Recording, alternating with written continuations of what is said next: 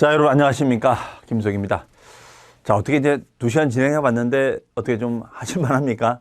네, 어쨌든 낯선 용어들도 있지만 이렇게 하나하나 알아간다는 그런 마음으로 따라와 주시면 좋을 것 같습니다. 자, 일단은 우리 그동안 첫 시간부터 했던 걸 가볍게 한번 정리해 보면요. 일단 맨 처음에 우리가 조세가 무엇인가? 조세는 세금인데 세금은 국세하고 지방세로 나눠진다. 뭐 이런 얘기부터 출발했었죠. 그 다음에 이런 세금인 조세는 여러 가지 형태로 나눠질 수가 있다. 그래서 여기에는 조세의 분류가 있었죠. 조세는 여러 가지 나눠진다. 그래서 여기는 국세, 국세 다음에는 이제 지방세 이런 용어가 있었고요. 그 다음에 인세, 인적 사항을 고려하는 세금인 인세, 그런 걸 고려하지 않는 물세. 그래서 주로 국세는 인세적 성향이 많고요. 그 다음에 지방세는 물세적 성향이 있다. 그 다음에 또 뭐가 있었냐면 보통세, 그 다음에가 목적세가 있었습니다. 목적세. 그래서 보통세는 세금을 거두면 사용에 제한 없이 두루두루 사용할 수 있는 게 보통세고, 목적세는 오로지 그 목적을 위해서만 쓰는 것을 말한다. 다른 데는 사용할 수 없는 거. 자, 그렇게 얘기를 했었죠. 그 다음에가 또 세금은 직접세가 있었고, 그 다음에 또 간접세가 있었습니다. 직접세하고 간접세가 있었습니다. 그러면 직접세라는 것은 납세무자와 담세자가 일치하는 것이 직접세가 되고, 간접세는 납세무자와 담세자가 일치하지 않는 것을 우리가 간접세 이렇게 얘기했었죠. 그래서 직접세, 간접세 이렇게 있었습니다. 그 다음에 또 한 가지는 이제 우리가 뭐가 있었냐면 종가세 방식이 있었고, 그 다음에 종량세 방식이 있었어요. 종가세하고 종량세 방식이 있었습니다. 그래서 종가세는 가액을 따라서, 가액을 쫓아서 부과하는 세금이고, 종량세는 수량을 쫓아서 부과하는 세금이다. 그래서 대부분은 종가세가 있고 일부는 종량세가 있습니다. 자, 이런 것도 이제 했었고요. 그 다음에가 이제 또 뭐가 있었으면 용어 있었죠. 용어. 자, 용어 중에서는 납세무자, 과세대상, 과세표준, 세율 이런 용어를 우리는 이런 용어가 법률에 정해져 있었다. 조세 법률주의에 따라서. 그래서 이런 것을 무슨 요건이라고 얘기했었는데요. 그렇습니다. 과세 요건, 과세 요건이다, 과세 요건이다 이렇게 표현했었죠. 과세 요건. 이런 것들이 이제 우리가 표시가 돼 있었어요. 그렇죠? 자, 그러면 이제 이번 시간에는 여러분 그 나온 용어 중에 바로 이제 시가표준액, 시가표준액이라는 용어부터 보겠습니다. 시가표준액. 시가표준액. 그 다음에 이제 기준시가라는 용어가 있어요. 요거는 둘 다 자주 쓰이는 용어예요. 시가표준액, 기준시가는. 그러면 이거는 뭐냐면요. 시가표준액이나 기준시가의 의미는, 이거는 부동산에 대한 가격을 평가할 때, 부동산에 대한 가격을 평가할 때 쓰는 용어다. 이렇게 보시면 돼요. 부동산의 가격을 평가할 때 쓰는 용어다. 그래서 주로 지방세 가격을 정할 때 쓰는 용어가 시가표준액이 되고요. 국세 가격을 정할 때 쓰는 용어가 기준시가가 되겠습니다. 그러면 취득세라든가 등록면허세라든가 재산세 등의 가격을 정할 때 쓰는 말을 시가표준액, 그 다음에가 종합부동산세, 양도소득세, 자, 이런 국세 가격을 정할 때 쓰는 말을 기준시가 이렇게 평가하고 있습니다. 자, 그러면 기준시가라는 표현과 그 다음에 시가표준액이라는 말, 두 가지로 나눠지고 있습니다. 그러면 어떤 이제 이 지방세를 정할 때 어떤 가격의 기준을 정해 줄 필요가 있을 때는 이 시가표준액이라는 말을 써줘요. 그 다음에 이제 국세에서 상속세라든가 증여세나 양도소득세 같은 국세를 정할 때 부동산 가격을 알아야 될 필요성이 있을 때 쓰는 말이 기준시가다. 이렇게 정의를 내리고 있습니다. 자, 조금 더 자세한 개념의 의미의 뉘앙스의 차이점은 이제 해당 파트 가서, 지방세 가서 또 국세 가서 제가 또 따로 설명을 드릴 거니까 지금은 이렇게만 알아두시죠. 즉, 국세를 정할 때, 국세를 매길 때 그 부동산 거래를 할 거 아니에요. 그 부동산의 가격에 평가 기준치를 뭐라고 한다? 기준시가. 그 다음에가 지방세를 정할 때 우리가 그 부동산 가격의 평가 기준치를 뭐라고 한다고요? 시가 표준에. 근데 사실 그 말이 그 말이에요. 시가의 기준이나 시가의 표준이나 무슨 차이가 있겠어요? 자, 동일하다라고 보시면 되겠습니다. 자, 그다음에 그다음에 이제 용어가 이제 그다음 페이지 보시면은 표준세율이 있어요. 표준세율이다. 그 표준세율에다는 이렇게 써놓으시죠. 지방세. 보통 지방세를 정할 때 표준, 즉 기준이 되는 세율을 우리가 표준세율 이렇게 얘기합니다. 지방세를 정할 때 기준이 되는 세율을 우리는 표준세율 이렇게 표현해요. 표준세율. 네, 이렇게 표현합니다. 자, 그럼 뭐 이런 거죠. 지방세 중에 뭐 취득세 세율을 정한다. 그러면 취득 형태가 여러 가지가 있거든요. 그 중에서 우리가 뭐 어떤 매매를 통해서 취득했다. 그 매매 시 기준 세율이 있거든요. 그 기준 세율이 4%예요, 4%. 이런 거를 이제 우리가 표준율이다 이렇게 얘기합니다. 다만 이제 상황에 따라 이 표준율을 이렇게 바꿀 수도 있어요. 이렇게 흔들어서 바꿀 수도 있습니다. 네, 하지만 이런 기준점이 되는 세율을 우리는 표준세율 이렇게 얘기하고 있습니다. 그 다음에가 이제 과세기간이라는 용어가 있고 또 용어가 법정신고기한이 있고 그 다음에가 납부기한 이렇게 나와 있죠. 그렇죠? 그러면 이런 거예요. 과세기간은 from to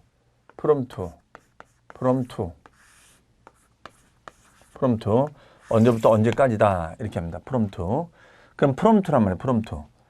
그러면 언제부터 언제까지 이렇게 돼 있어요. 언제부터 언제까지. 그럼 예를 들어서 소득세다.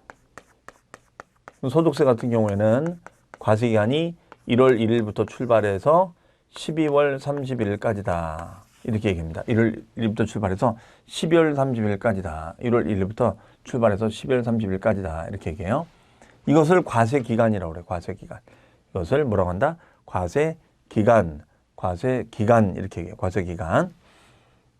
네, 그럼 과세기간을 알아야지 얼마를 벌었는지 알겠죠. 도대체 얼마 벌었어? 이거 도대체 얼마야?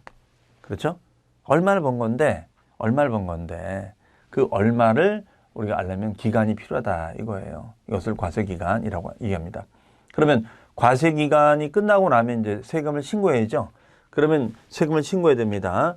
그러면 신고기한이 있을 거 아니에요. 신고기한이. 그러면 요 신고기한이 있어요. 신고기한. 그럼 신고기한은 어떻게 되느냐?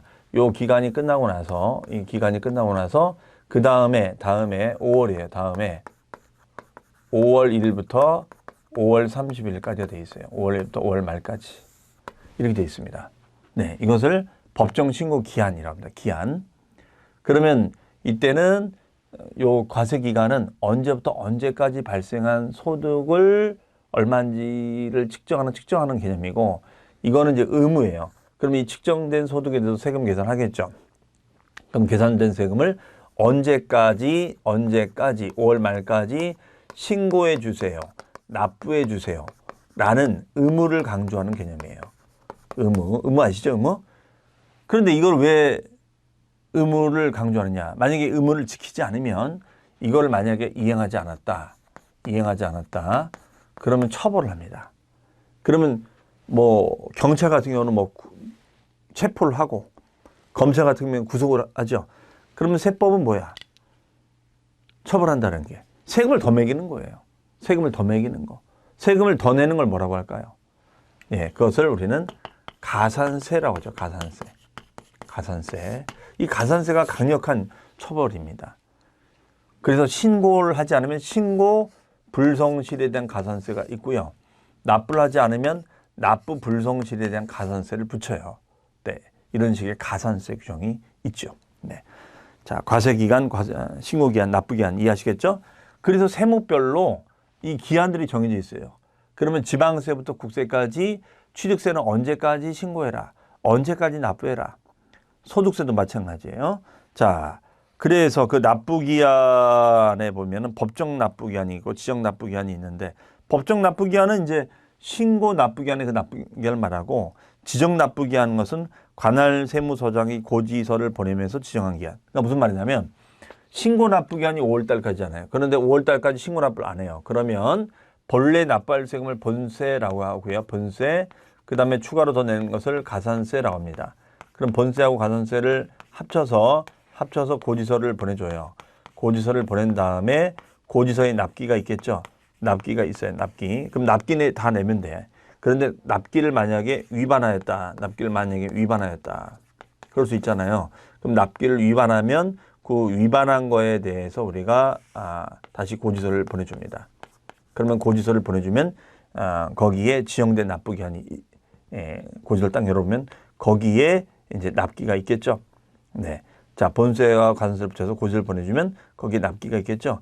그 납기를 우리는 지정된 납기라고 하고, 이걸 또 위반하잖아요. 그러면 또 이자를 계속 붙여나가요. 이자를 또 붙여나갑니다. 그 얘기는 나중에 또 말씀드리고, 자, 이런 것을 지정된 납부기한 이렇게 얘기합니다. 자, 어쨌든 과세기간은 어떤 소득을 측정하는 개념의 프롬2 개념이 되는 거고요. 신고기한, 납부기한은 그 측정된 소득에 대해서 언제까지 신고할 거고 언제까지 납부할 것인지를 나타내는 것을 신고 납부기한 이렇게 지칭한다는 것이죠. 네, 이렇게 정리를 하시면 되겠습니다. 자, 따라서 그러면 이제 이때 또 한 가지가 그 다음에 또 한 가지가, 그러면 이때 이제 이 신고를 할 때는 신고를 할 때 신고서를 내야 되겠죠. 그래서 그 밑에 보시면은 과세표준 신고서, 수정신고서. 수정신고서는 뭐냐면 세액 계산을 잘못해서 다시 고쳐서 낸다라고 해서 수정신고서 이렇게 얘기합니다. 그다음에 납부고지서. 고지서라는 것은 관할 세무서장 또는 시군구청장이 세액 계산을 해서 고지서를 보내주는 거죠. 이런 가산세 등을 다 붙여서 그걸 납부고지서 이렇게 얘기합니다. 그다음에 납세고지서. 납세고지서도 같은 표현이 되겠어요. 거기 보시면 납세자가 납부할 지방세 부과 근거가 되는 법률 등 주소, 성명, 과세표준, 세율, 세액, 납부기한, 납부장소 이런 걸 기록한 것을 말한다. 이렇게 돼 있죠. 네. 그래서 이런 걸 납부하지 않았을 때 다시 보내주는 고지서. 그럼 이제 고지서를 보내줄 때는 가산세라는 이런 처벌을 담아서 가산세 규정을 더 붙여가지고 가산세를 더 붙여서 고지서를 발송을 해주고 있죠. 네. 자, 그렇게 보시면 되겠습니다. 그 다음에 또 한 가지 보시면은 그 다음에 용어에 보시면 이런 말이 있어요. 자, 어떤 용어가 있냐면 신고 납부, 그 다음에가 보통징수,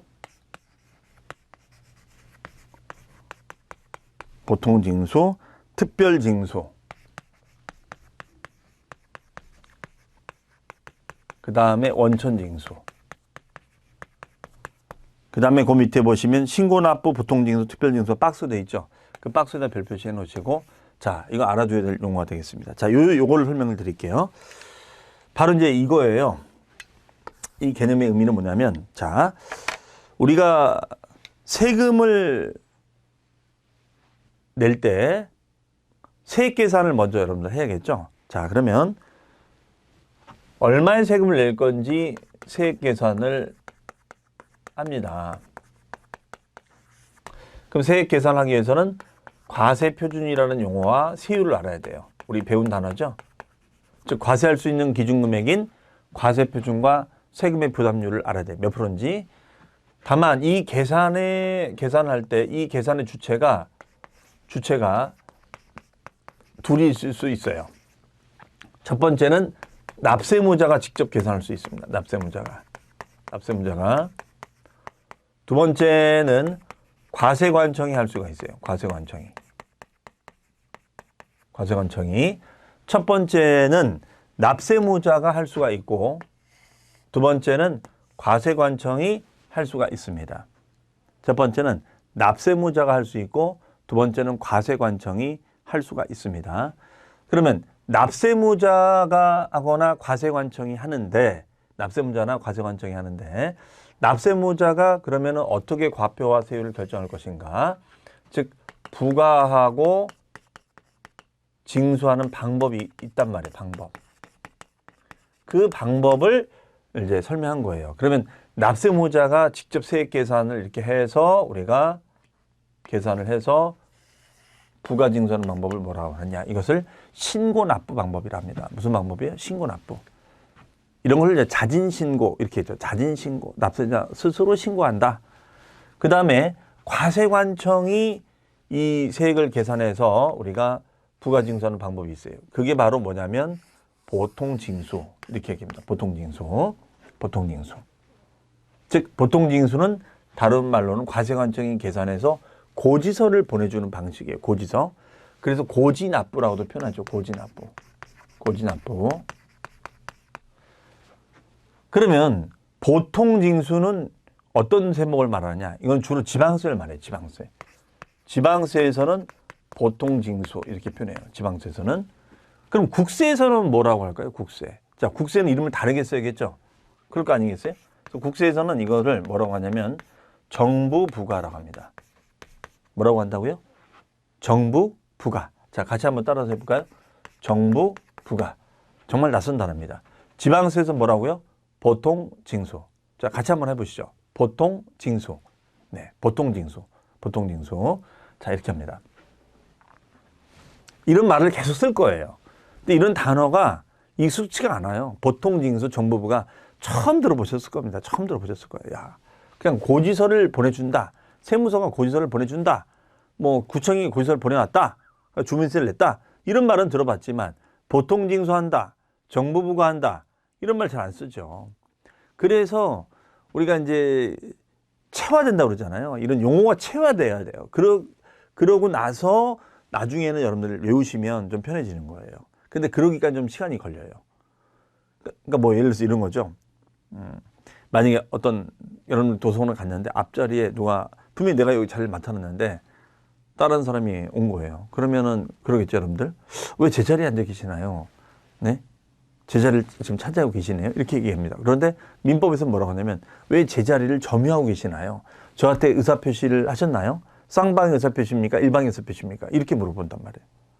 얼마나 당황스럽겠습니까? 자, 그러니까 이런 용어들을 법률하는 사람은 쓴단 말이야. 그러니까 이게 말이 어려운 거죠. 어려운 겁니다. 지금 어려운 거를 공부하고 계시는 거예요. 그런데 이 단어가 해석만 되면 그 다음부터는 좀 쉬워지는 겁니다. 그때까지 좀 시간이 걸린다는 거. 어쨌든 참 한국말 어렵습니다. 자, 다시요. 우리가 세금을 부가징수하는 방법이 있는데 세금을 부과한다는 것은 세금을 결정한다 이런 뜻이 결정한다. 세금을 결정하는 방식은 어떻게 하느냐? 우리가 배운 단어인 과세표준에다가 세율을 곱해주면 된다 이런 얘기죠.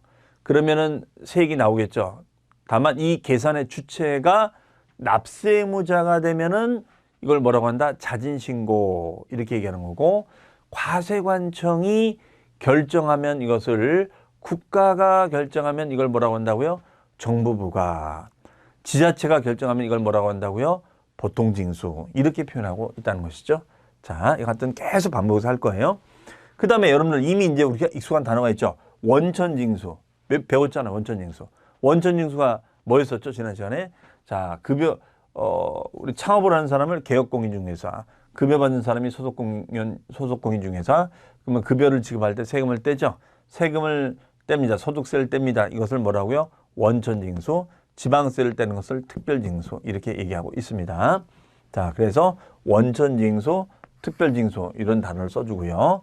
그 다음에 이런 식으로 이제 계산해서 언제까지 세금을 내세요라는 것을 신고, 납부, 기한.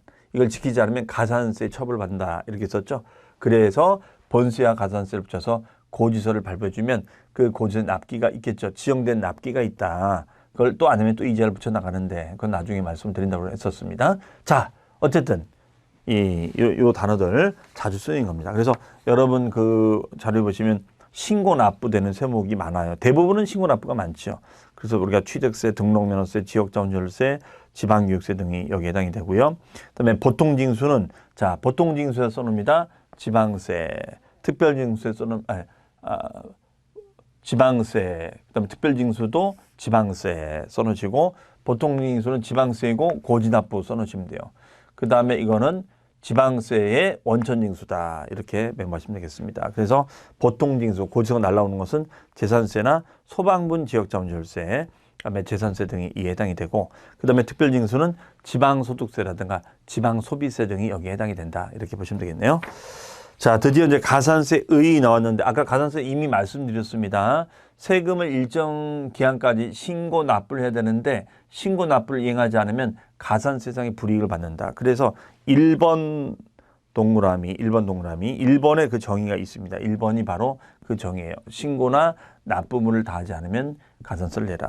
그 다음에 2번에 이런 말 있죠. 가산세는 해당 의무, 이때 의무라는 것은 신고, 납부물 말합니다. 그런 의무가 규정된 세법이나 지방세법의 해당 국세 또는 지방세 세목. 예, 얘는 세목이라는 것은 추가로 더 낼 세금이라는 뜻이에요. 추가로 더 납부할 세금. 여기는 국세가 있고 지방세가 있다. 이렇게 얘기를 하고 있죠. 네. 다만 해당 국세 또는 지방세를 감면의 동그라미. 감면은 세금을 깎아주는 거예요. 깎아주는 감면은 가산세는 그 감면 대상에 포함시킨다, 시키지 아니한다. 시키지 아니한다. 예, 시키지 않습니다. 가산세는 세금을 더 내야 되는 거죠. 플러스로 더 내야 되는 거고, 감면은 세금을 깎아주는 거죠. 세금을 깎아주는 거죠. 세금을 줄여주는 거죠. 이게 감면이에요. 서로 상극이죠. 서로 상극이다. 가산세는 더 내야 될 거고, 감면은 깎아주는 거다. 이렇게 얘기를 하고 있습니다. 네. 그래서 가산세, 감면 서로 상극적인 개념이 되겠습니다. 자, 그러면 이제 가산세에 대해서 이제 또 설명을 드려보도록 하겠습니다. 네.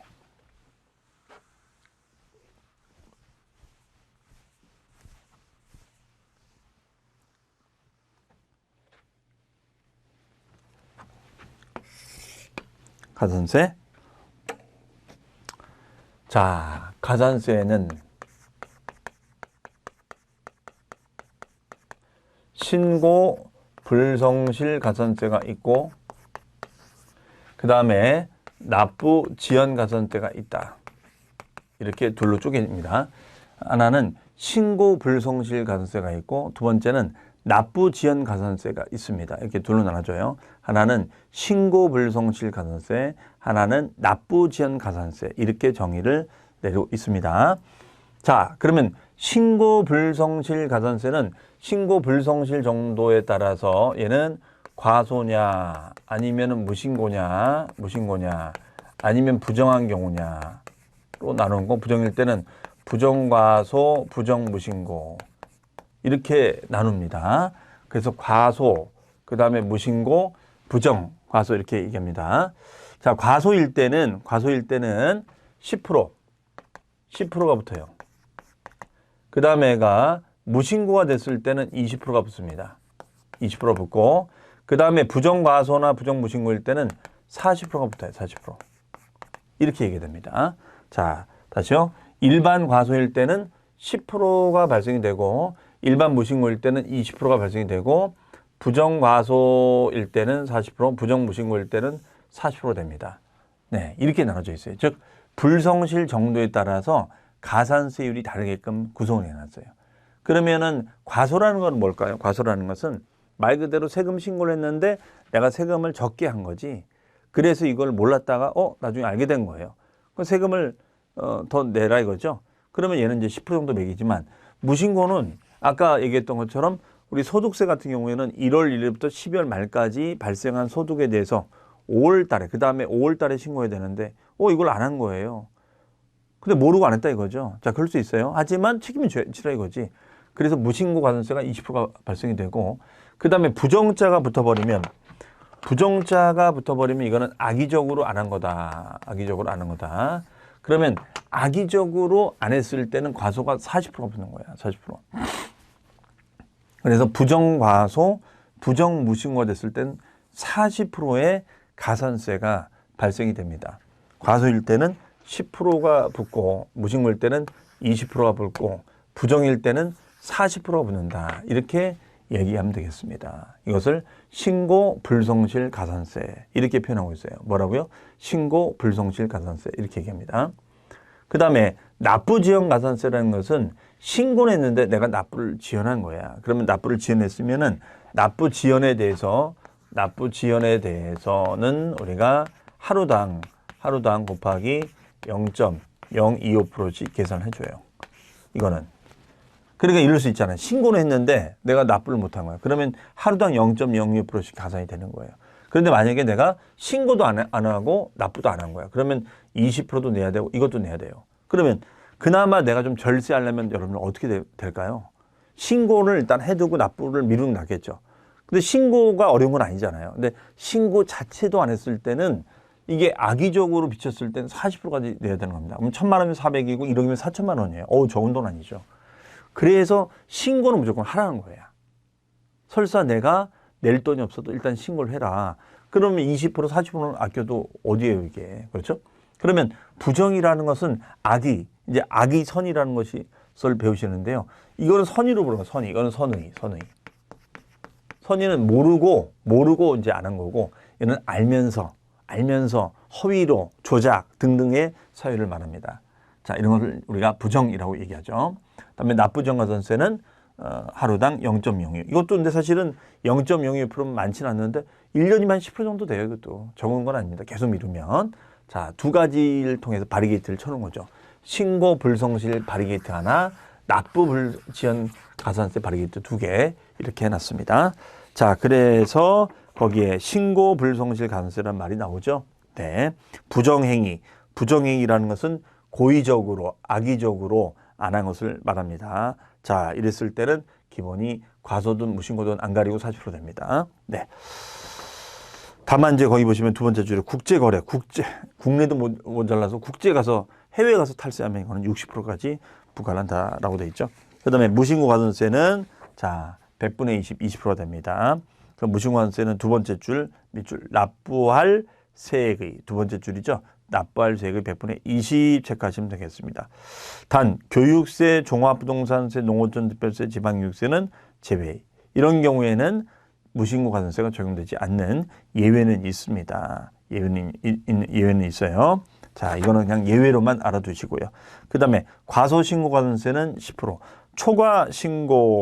초과신고는 초과 환급식이에요. 환급은 세금을 돌려받는 거죠.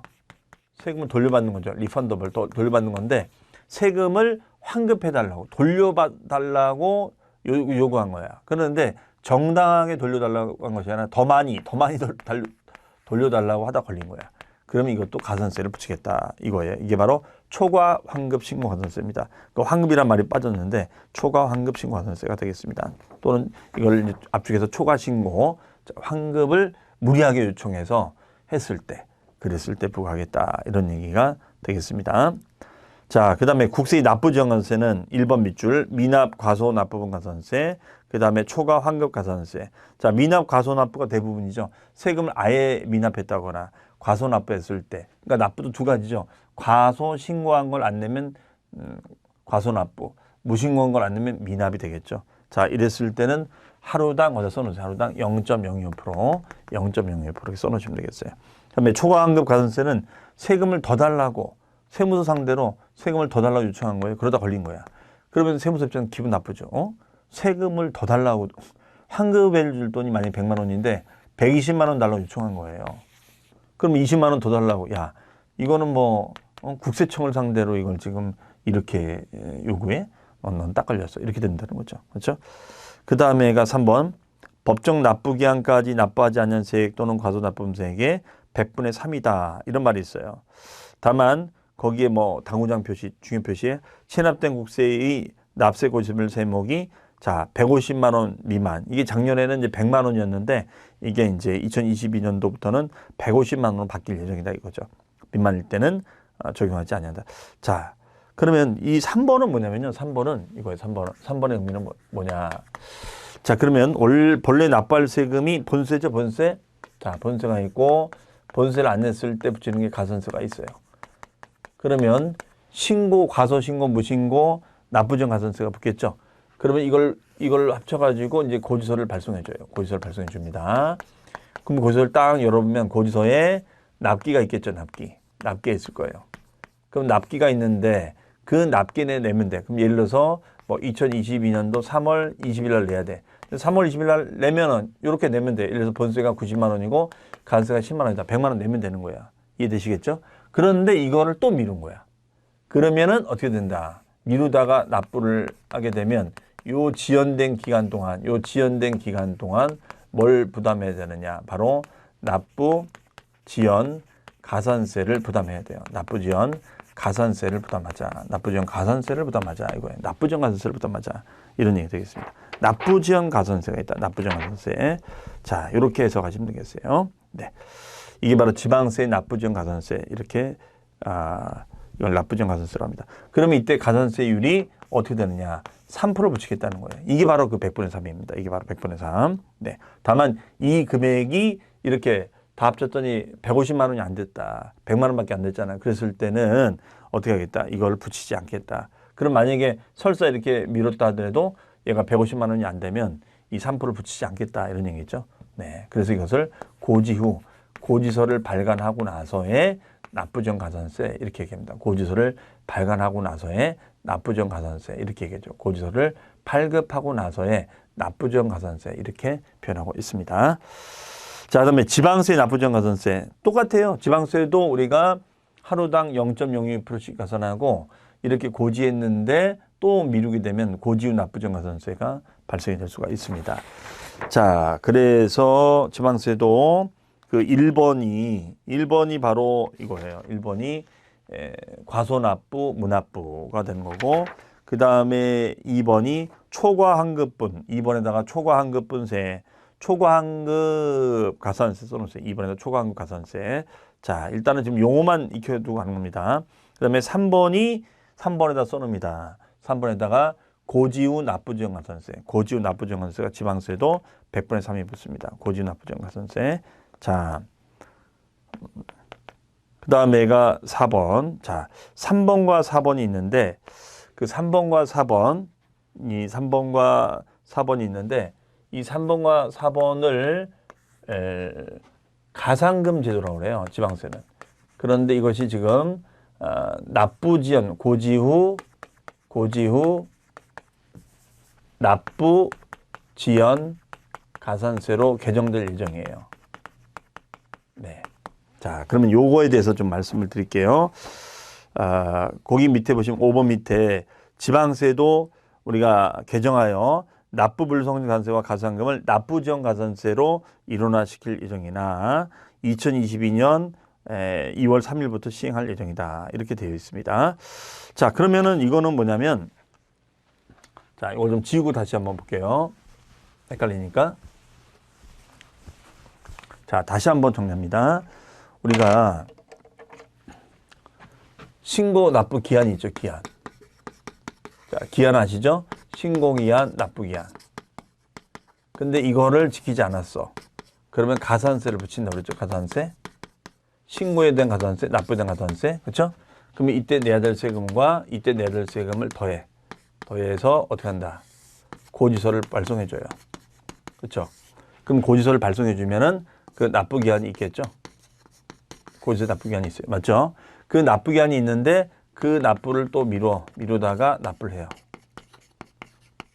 그러면 요 기간 동안에 뭐가 붙어요? 가산금. 납부 기간 동안에 가산금이라는 이자가 붙어요. 이자. 원래 이자가 붙어야 돼. 이자. 그런데 이게 어떻게 된 거냐면 국세는 요 가산금 제도를 폐지하고 고지 후 납부 지연 가산세라는 이름으로 바꿨어요. 지금 현재는. 그런데 지방세 같은 경우에는 폐지 시점을 2022년도 2월 3일부터 할 예정이다 이거예요. 그래서 그 전까지는 이걸 갖다가 폐지하지 않고 가산금이라고 이름을 존치시키겠다 이런 얘기예요. 근데 이 가산금에는 일반 가산금이 있고 중가산금이 있다 이렇게 돼 있거든요. 자, 이거를 그러면 지금 우리 그 자료에 있는 우리가 3번 그 자료에 있는 지방세 가산세 기준을 보시면 3번이 일반 가산금이고요. 그 다음에 4번이 중가산금을 지칭하는 거예요. 그런데 이거를 이제는 고지후 납부지원 가산세로 개정할 예정이다. 그래서 지금 가산세라는 말에 들어와 있는 거예요. 네. 자, 근데 가상금이라는 용어는 여러분들 사실 처음 본 건 아니에요. 여러분들 관리비, 아파트 관리비 내역서에 보면 가상금이라는 용어가 있어요. 거기 한번 보세요. 관리비 내역에 보면은. 그래서 언제까지 관리비 안 내면 우리가 가상금, 또 안 내면 중가상금 이렇게 돼 있거든요. 마찬가지야. 이거 가상금은 세금에만 붙는 것이 아니라 일반 공과금에도 이런 가상제도가 있어요. 그래서 다시 정리하면 자, 일정 신고 납부액 기간까지 신고하면 되는데 안 하면 신고 불성실 납부전 가산세가 붙어. 첫 번째. 그래서 고지서가 발생이 됐는데 그 고지서에 납기가 있을 거 아니에요. 딱 열어봤는데 이걸 또 미뤄. 그러면 이자가 붙어. 그 이자를 뭐라고 한다고요? 가상금. 일반 공과금처럼 가상금이 붙는 거예요. 이자가. 자, 이자가 붙습니다. 그런데 국세는 이걸 폐지하고 고지후 납부지원 가산세 이름을 바꿨다는 것이고 지방세도 바꿀 예정인데 일단은 우리가 2022년 2월 3일부터 바꿀 예정이다. 그 전까지는 기본 이자가 일반 가상금, 중가상금 이자를 말한다. 그래서 일반 가상금은 이자율이 3%, 중가상금은 1.2%씩 계산해서 1개월이 지날 때마다 이걸 붙이도록 돼 있어요. 자, 그런데 이것이 폐지가 돼버리면 실무적으로 큰 의미는 없어지겠죠. 근데 이거는 나중에 이제 개정 반영이 다 된 걸 봐야 되는 거니까 지금은 이렇게만 참고를 하시고요. 그래서 지방세는 아직도 가상금이라는 용어를 쓰고 있는데 폐지가 된다 가정하고 이제 지방세도 고지후 납부지원 가산세로 이름을 바꿀 거다. 이렇게 이해를 해 주시고요. 국세는 폐지가 돼서 고지서를 발부하고 나서에 또 붙이는 요 3%를 뭐라고 한다? 고지후 납부전 가산세 이렇게 얘기합니다. 이거는 나중에 다 개정이 돼서 반영이 됐을 때 다시 설명을 드리겠습니다. 어쨌든 우리가 기억할 거는 가산세라는 개념입니다. 가산세는 신고 납부물을 게을리했을 때 붙이는 추가세액을 가산세 대신 얘는 신고 불성실 납부지원 둘로 나눈다는 것이고 그다음에 그걸 또 미뤘을 때 국세는 가상금 제도를 없애고 고지후 납부지원 가산세. 그러니까 납부지원 가산세가 두 가지가 있는 거예요. 신고 납부를 안 지켰을 때 처음에 내는 납부지원 가산세가 있고 그걸 이미 반영을 한 고지 상태에서 또 밀렸을 때 우리가 붙이는 납부지원 가산세 3% 규정이 있다. 그런데 지방세는 이게 2022년도 2월 3일부터 시행 예정이고 그전까지는 가상금이라는 제도를 두겠다. 이렇게 이해를 하시면 되겠습니다. 자, 이 부분이 좀 혼동이 될 수 있는 부분인데 이 부분 차후에 또 뒤에 나왔을 때 다시 한번 또 언급을 하도록 하겠습니다. 네. 그 다음에가 이제 체납. 체납은 밀렸다는 거죠. 밀린 사람을 체납자, 밀린 돈을 체납액. 그래서 국세, 강제징수비, 지방세는 체납전비. 그래서 본세하고 집행비용을 체납액이라 합니다. 집행. 왜? 이거 강제로 거두려면 집행할 때 돈 들어가거든요. 그러면 과세관청이 먼저 부담하는 비용을 체납전비 또는 강제징수비라고 그래요. 자, 그래서 이거는 거기 써 있죠. 강제징수비는 자, 밑줄 한번 쳐볼까요? 국세징수법, 지방세징수법 중 재산의 압류, 보관, 운반 비용이 들어가거든요. 이때 들어가는 모든 비용을 수수료를 말한다. 이거는 과세관청이 먼저 부담해야 돼. 그래서 나중에 이제 경매 붙이면 경매 대금에서 이걸 다 받아냅니다. 제일 우선적으로 받아내거든요. 이것을 강제징수비, 지방세는 체납처분비 이렇게 표현을 하고 있다. 이런 얘기가 되겠습니다. 자, 이상으로 해서 우리가 이제 말씀드렸고 그 다음에가 마지막 용어 중에 보면 체납처분비가 있어요. 체납처분비는 체납 집행에 들어가는 비용. 그게 바로 이제 재산의 압류, 보관에 들어가는 비용. 이걸 체납처분비. 그래서 국세에서는 강제징수비, 지방세에서는 체납처분비 이렇게 표현한다는 거죠.